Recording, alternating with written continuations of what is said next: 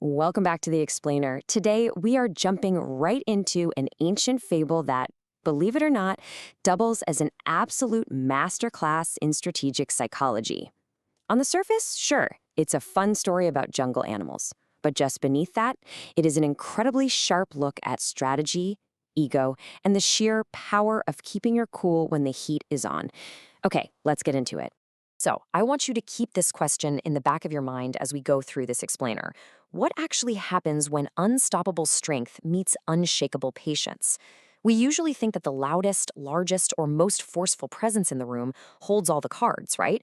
But as we're about to see, raw physical power has a massive blind spot. And understanding that blind spot, that is the secret to overcoming seemingly impossible odds. All right, part one, the wise and the proud.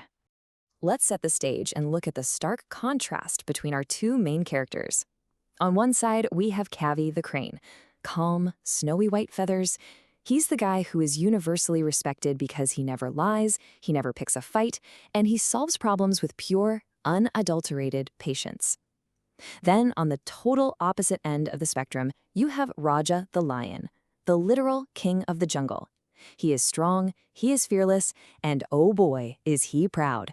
He demands absolute submission and genuinely believes no one is smarter or more powerful than he is. And Raja is definitely not shy about it. He constantly brags, "One roar from me and the whole jungle trembles." At first, the other animals actually admired his courage. But over time, that courage warped into some serious arrogance. Instead of protecting his kingdom, Raja became the ultimate micromanager, shaking down weaker animals for food and ruling entirely through intimidation. He terrified anyone who dared to disagree, and critically, he completely stopped listening to advice. Which brings us to part two, the summer of thirst. So here's how the crisis goes down. A brutally dry summer hits, and the jungle gets incredibly hot. Then, the water literally vanishes. Rivers shrink down, smaller ponds dry up entirely, and food becomes scarce. This environmental disaster leads to a fatal power play. The only remaining water source is the Great Blue Lake where Kavi lives. And rather than sharing this life-saving resource, Raja decides to establish a total monopoly. He marches up one afternoon and roars, "This lake belongs to the king. From now on, no animal may drink before me." The devastating impact of this decree really can't be overstated. The jungle just falls completely silent. The rabbits become desperately thirsty, the deer grow incredibly weak, and even the mighty elephants are paralyzed with worry for their babies. But because Raja is so overwhelmingly strong, nobody dares to challenge him. The situation is completely dire. But remember Kavi the crane? He's just watching all of this quietly from the water's edge. One evening, a panicked young monkey comes up to him, asking how they could ever possibly stop someone as strong as Raja. And this perfectly illustrates Kavi's genius. He doesn't freak out. He calmly folds his wings and says, "Strength without wisdom destroys itself. We must be patient." He recognizes that Raja's arrogance is actually a self-destruct button just waiting to be pushed. That sets up part three perfectly, the phantom rival. The very next morning, Raja struts up to the lake fully expecting everyone to cower. Instead, he finds Kavi standing there completely unbothered. Raja growls at him to move aside. But look at Kavi's brilliant psychological tactic here. He doesn't argue, he doesn't puff his chest out, he bows politely. He shows total deference, saying, "Of course, Your Majesty." But then, he drops the bait. He warns the king that before he takes a drink, there's a highly important secret he needs to know. Raja's ego is instantly hooked, and he demands to know what it is. Kavi leans in and whispers this incredibly calculated lie. There is another lion in the jungle. He claims he is the true king. In fact, he is hiding near this lake right now. This right here is a masterpiece of psychological misdirection. Kavi perfectly targets Raja's ultimate weak spot, his massive unchecked pride. And the reaction is instant. Raja's mane bristles with anger. He doesn't ask for proof, he doesn't investigate, he just shouts, "Another king? Impossible! Take me to him at once." Raja's blind rage totally takes the wheel, and Kavi, cool as a cucumber, slowly and deliberately leads the furious lion through the trees toward an old, hidden stone well. Moving into part four, the fall of pride. Kavi points to the well and whispers, "He is inside."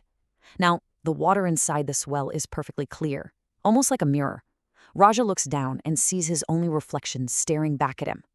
This is the exact moment his arrogance entirely blinds him to reality. The furious lion lets out a massive roar down into the well, and of course, the reflection appears to roar right back. Completely consumed by rage, Raja shouts, "How dare you challenge me?" Notice how there is zero critical thinking happening here?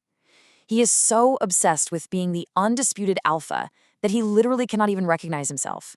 He just prepares to attack this phantom rival. Without a second thought, he lunges straight into the well to destroy him. Splash! And just like that, the trap is sprung. But reality hits hard and fast. There is no rival down there. There's only deep water and slick, slippery stone walls. Raja, the mighty king who commanded the jungle to tremble, is now trapped, frantically struggling and completely unable to climb out.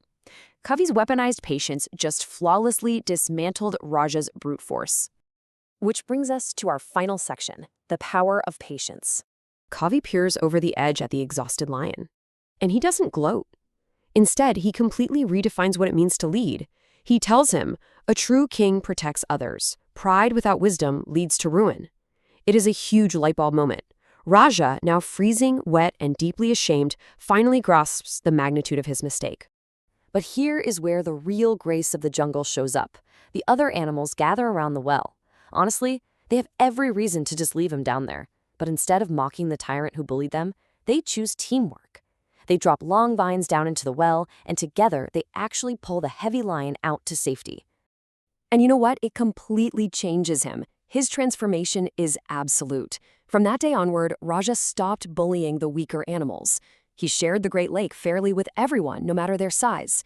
That cold dip in the well finally made him realize that true strength isn't about dominating people. It's about stewardship.